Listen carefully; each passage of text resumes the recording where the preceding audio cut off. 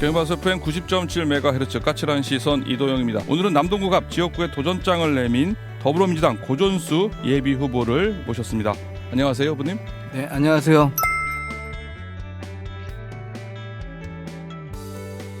예, 반갑습니다. 네. 정치 입문 계기와 총선 출마 배경 좀 설명해 주시겠습니까? 예, 제가 그 개혁당, 노사모 그리고 열린우리당 그 당원으로 정치 생활을 시작했거든요. 그러면서 이제 이해찬 전 국회의원 그 특보도 하고 그리고 또 홍명 의원의 그 보좌진 역할도 하고 그리고 예.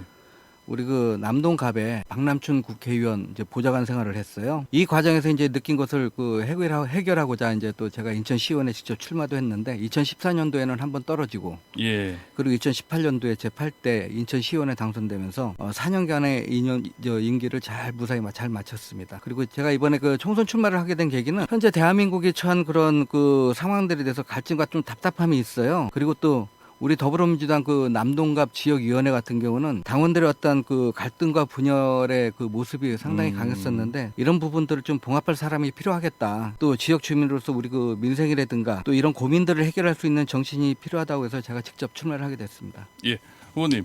이 보니까 지금 설명 들어보려 2014년도에는 떨어졌고, 네. 2018년도에는 당선됐고, 네. 2022년에는 또 떨어졌고. 떨어졌고, 이번에는 당선이 돼야 이제 떨어지고 떨어지고 당선 이렇게 되는 거네요. 퐁당퐁당이죠. 예, 퐁당퐁당이 돼야 되는데요. 지금 예비후보 등록하셨잖아요. 네. 지금도 예비후보 잠바를 이렇게 입고 오셨는데 지금 예비후보를 또 활동하시면서 소감, 지금 준비사항 어떻습니까? 어떻게 하고 계십니까? 일단은 그 예비후보로 등록하고 그 지역 주민들도 만나고 또 그 현안도 체크하면서 또 각종 그 간담회를 통해 갖고 제가 그 시민들이 겪는 어려움을 좀 경청하고 있어요. 또 매일같이 출퇴근 인사도 같이 하고 있고 이제 다양한 선거를 치르다 보니까 제가 느낀 것들은 아직 우리가 해결해야 될 그 지역의 문제와 사안들이 상당히 많거든요. 그리고 유권자들이 그 정치인들한테 그 지키지 못한 약속들에 대한 실망감도 상당히 크고요. 그래서인지 몰라도 저도 많은 반성을 하게 되고 또 성장을 하는 시간도 갖고 있습니다. 예.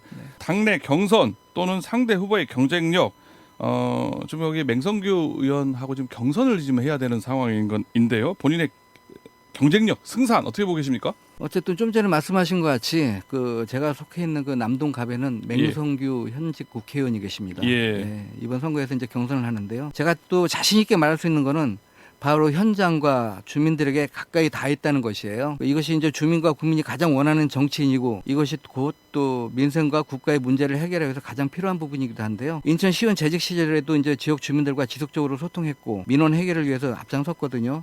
그리고 이 부분을 또 지역 주민들도 높게 평가해 주시고요. 그러니까 이제 실력이 다르다, 실천이 다르다라고 상대 후보께서는 그렇게 선거 슬로건도 내걸고 계시는데 경력과 실력은 확실히 다르거든요.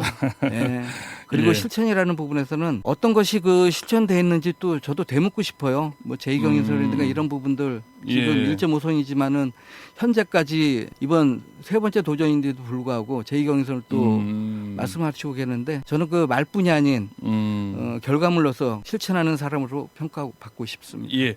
어쨌거나 지금 맹성규 현직 의원하고 지금 경선을 해야 되는 상황인데요. 이제 본선 공천장을 두고 이제 경선 격돌을 해야 되는 상황이네요. 치열한 경선이 예상됩니다. 예, 일주일 동안 단단히 준비를 하셔야 될 것 같은데요. 도전하기가 쉽지 않은 선거가 될 수 있다, 경선이 될 수 있다라는 일각의 시각도 있는데요. 내가 민주당 공천을 받아서 본선에 나가서 당선될 자신 있다, 뭐 필승 전략, 뭐 비법, 뭐 대책 같은 거 있습니까?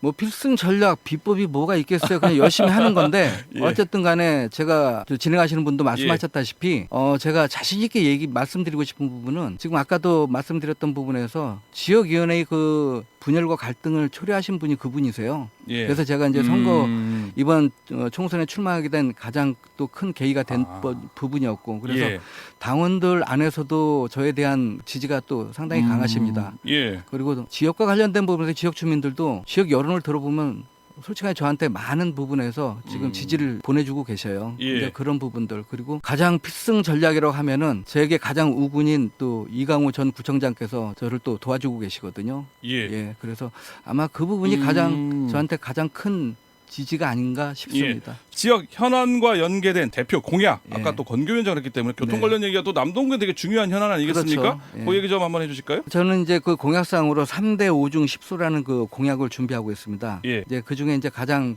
큰 게 이제 교통과 관련된 공약이거든요. 빠르고 편리한 남동구. 근데 이제 계속 말씀드렸다시피 제2경인선이라고 하는 부분에 어떤 그 맹성규 의원이 초기에 공약상으로 들고 나오신 부분이 잘 안 되고 있잖아요. 근데 너무 진행이 안 되는 거예요. 왜냐하면은 됐으면은 지난 정권 때 문재인 정권 때 그게 진행이 되고 또 지난 지방선거 때 처음에는 첫 삽을 뜨신다고 그랬거든요. 근데 지금까지도 그게 재정 사업으로는 진행이 안 되고 지금 현재 국토부에서 민자 사업으로 진행을 검토하겠다라고 하는데 그게 과연 그 주민들은 지금 뭐 정확하게 알고 계시는지 모르겠어요. 근데 이 부분과 관련된 부분에서 뭐 재경선이 제대로 진행될 수 있도록 저도 최선을 다할 거고요. 그리고 이제 제가 공약상으로 내세운 그 도시철도 중순환선과 관련된 부분, 남부순환선, 북부순환선.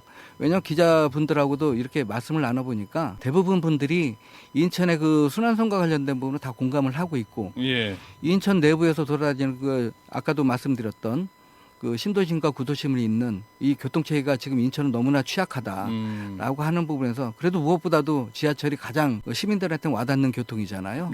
그래서 이 부분을 중점적으로 지금 추진하려고 하고 있습니다. 구축하려고.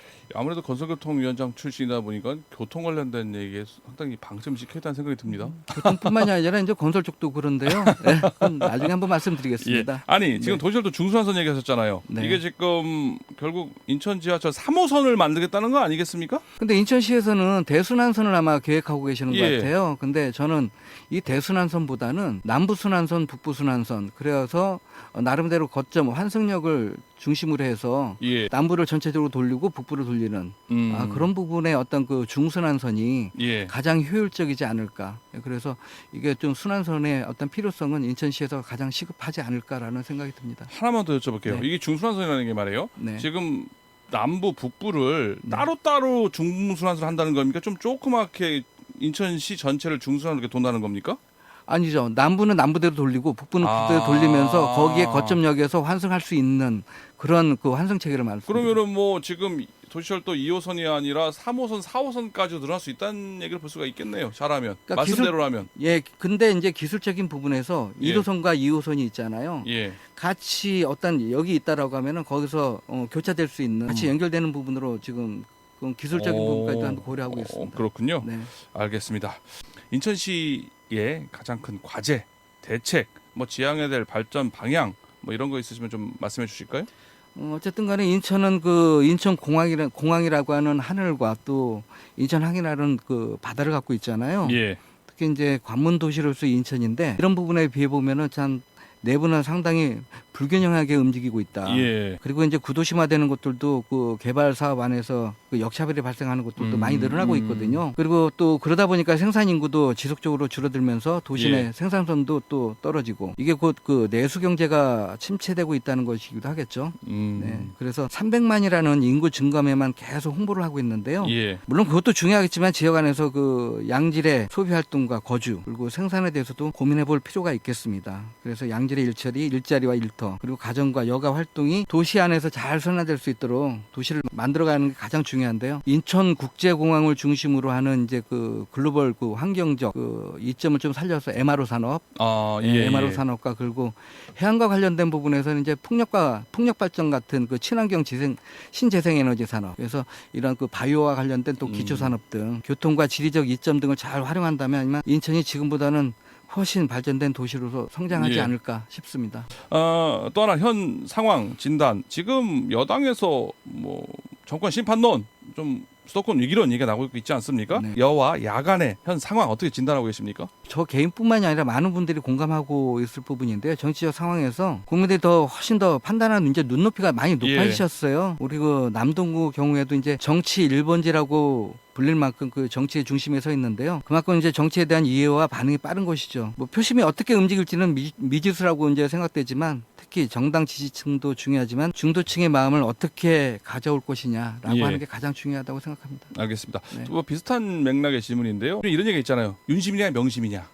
윤석열 대통령과 이재명 당 대표 간의 대결이다. 이거는 뭐 인물, 정책, 공약은 실종되고 두 윤심 명심의 대결이다. 이런 얘기가 있는데요. 이런 지적에 대해서 어떻게 생각하십니까? 저는 그렇게 생각합니다. 오히려 그게 정체성의 싸움이라고 표현하는 게 맞지 않을까. 예. 그 당적을 갖고 있는 정치인이라면 이제 선당후사 정신을 갖고 임하는데요. 예. 이게 또 숙명이지 않겠어요. 그래서 당에 져야 하는 요소가 있다면은 그것은 분명히 정당의 그 방향을 해줄 수 있다라고 저는 보고 있고요. 여러 의견도 중요하겠지만 그것이 당을 위협해서는 안 되고 또 협치하고 소통할 수 있는 정치를 해내는 것이 현명한 정치의 모습이 아닐까 싶습니다. 이게 뭐 정체성의 싸움이니까 뭐 당연한 거다. 오히려 뭐 그게 또 선명성을 보여주는 거기 때문에 이건 문제가 없다 이런 얘기시네요. 알겠습니다. 3지대가 그 미치는 영향은 어떻게 보고 계세요? 그러게 인천 지역 정치에는 어떤 영향을 끼칠까 저도 고민을 해봤는데 그렇게 크게 영향을 끼치지 않을까. 왜냐하면 또 그분들이 면면을 본다라고 하면 올드보이들의 어떤 귀환이라 저는 그렇게 생각을 하거든요. 인천 안에서 제 그 3지대에 대한 그 어떤 표면적으로 떠오르는 인물이 뭐 있어도 그렇게 좀 크게 와닿지 않고 있다 해도 그렇게 영향력을 줄 거라고 생각을 안 합니다. 예, 알겠습니다. 마지막으로 지역구 주민들, 유권자 여러분, 심지어는 뭐 당원분들이 될 수도 있겠네요. 경선을 앞둔 꼭 전달하고 싶은 메시지가 있다면 듣고 오늘 인터뷰 마무리하겠습니다.